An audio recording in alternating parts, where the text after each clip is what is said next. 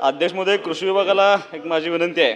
सांगली जिल्ह्यातील बऱ्याचशा भागामधून द्राक्षाची निर्यात केली जाते आणि त्या द्राक्षाची निर्यात करत असताना युरोपियन मानांकानुसार 287 केमिकल कंपाऊंडची तपासणी केली जाते.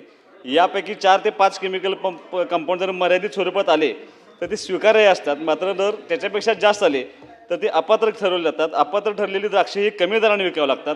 त्यामुळं माझी तुम्हाला विनंती आहे की agricultural and process foods products export development authority म्हणजे APEDAकडून येणारं जे MRL नोटीस आहे ती नोटीस अत्यंत उशिरा प्राप्त होते. त्यामुळे शेतकरी अज्ञानपणानं बऱ्याच औषधांची फवारणी केली जाते आणि त्याच्यामध्ये सॅम्पल रिजेक्ट होतं आणि रिजेक्ट केल्यामुळं त्या ठिकाणी अत्यंत कमी दराने माल विकायला लागतो. माझी कृषी मंत्री महोदयांना विनंती आहे की APEDAला सूचना देऊन अशा प्रकारच्या ज्या नोटीस असतील त्या वेळेमध्ये शेतकऱ्यांना मिळायला पाहिजे अशी माझी विनंती आहे. जलसंपदा विभागाला आमच्याकडं आशिया खंडातली सगळ्यात मोठी उपसा सिंचन योजना आहे. त्या टेंबू उपसा सिंचन योजना ही वीज बिलामुळे चालवणं अवघड होत असल्यामुळं नाबार्ड अथवा अन्य वित्तीय संस्थांच्या सहाय्यातून घेऊन टेंबू योजनेकरता सौर प्रकल्प उभारावा अशी विनंती आहे.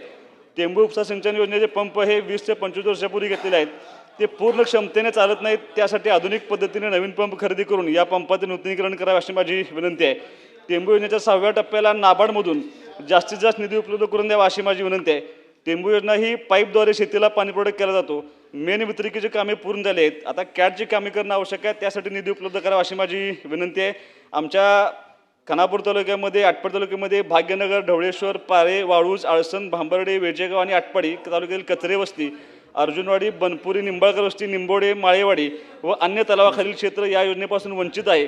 तसेच या तलावाखालील कॅनॉलचे दुरास झालेले आहे. त्यामुळे कॅनॉलऐवजी पाईपलाईन टाकून त्या ठिकाणी काम सुरू करावं आणि त्याची मंजुरी मिळावी अशी माझी विनंती आहे. जलसंधारण विभागाला माझी विनंती आहे की गोठी बुद्रुक येथे मोठ्या साठवण तलावाचं काम चालू आहे, त्याची भूसंपादनाची रक्कम ताबडतोब मिळावी अशी माझी विनंती आहे. जिल्हा परिषदेने बांधलेले सगळे पाझर तलाव हे साठवण तलावामध्ये रूपांतरित करावे अशी विनंती आहे. साठवण तलावामध्ये रूपांतरित करून असा शासनाचा आदेश झाला आहे. त्या शासनाच्या आदेशाचा फेरविचार व्हावा आणि रूपांतरित तलाव, कारण साठवण तलाव व्हायला पाहिजे. जर पाझर तलावापेक्षा रूपांतरित तलाव झाले तर पाणी साठवण्याची कॅपॅसिटी त्यानिमित्तानं वाढते.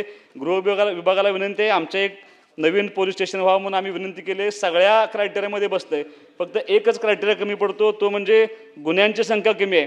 वास्तव असं की त्या भागामध्ये जे छोटे छोटे गुन्हे होतात ते गुन्हे लोकप्रतिनिधी या नात्यानं दुर्दैवानं आम्हालाच मिटवावे लागतात.